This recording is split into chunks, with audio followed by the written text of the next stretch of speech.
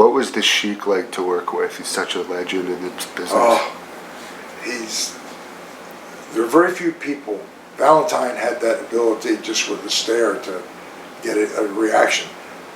The Sheik was one guy who, he never talked, always had a manager, whether it was the Farouk or whoever that spoke for him, and he wasn't like a physically imposing guy. He wasn't that big physically, but he would wear that typical, he was Lebanese, he would wear the thing with the head thing around the head and keep his head down, and when he would look at you, he would look at you, fire in his eyes.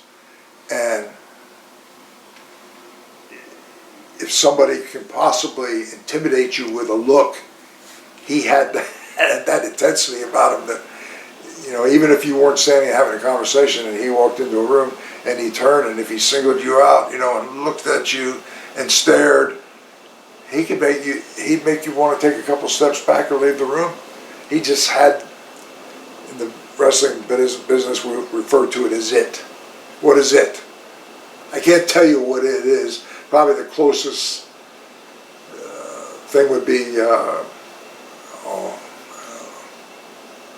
I can't think of it. It's just it. Something that person has that everybody else doesn't have.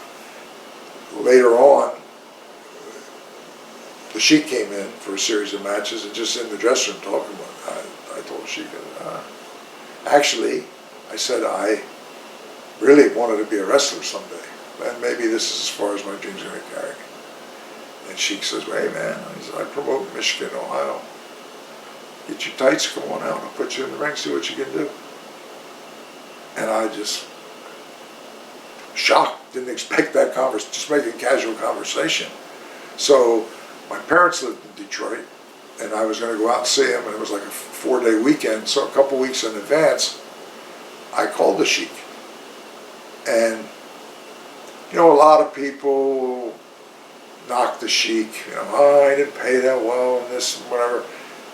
Just like I never met Nick Goulas, a lot of guys knocked Nick Goulas for whatever. And I learned very early on to never judge anybody, promoter, other wrestler, whatever, except based on my personal experience. And so the Sheik was good to his word when I called, and he said, when's the weekend? I said, okay. Now I worked TV. The Friday they did TV in Dayton, Ohio. I worked a TV match. I didn't have anything Saturday, and Sunday they did TV in Walled Lake, Michigan, where they would do like 3 weeks of TV. And then somebody on Friday said, well, we got to go to Pittsburgh tomorrow to work TV, and they're short somebody. What are you doing? I said, I'm not doing anything. Well, will you go? Want to go? Yeah, I'll go. So the next day I rode with them over to Pittsburgh to do TV. And my first match in Dayton was a tag match with the Hells Angels. And then when I got to Pittsburgh, the match they put me in was a single match with Killer Kowalski. So I have if I was scripting my life to say my first professional single match was against Killer Kowalski, TV.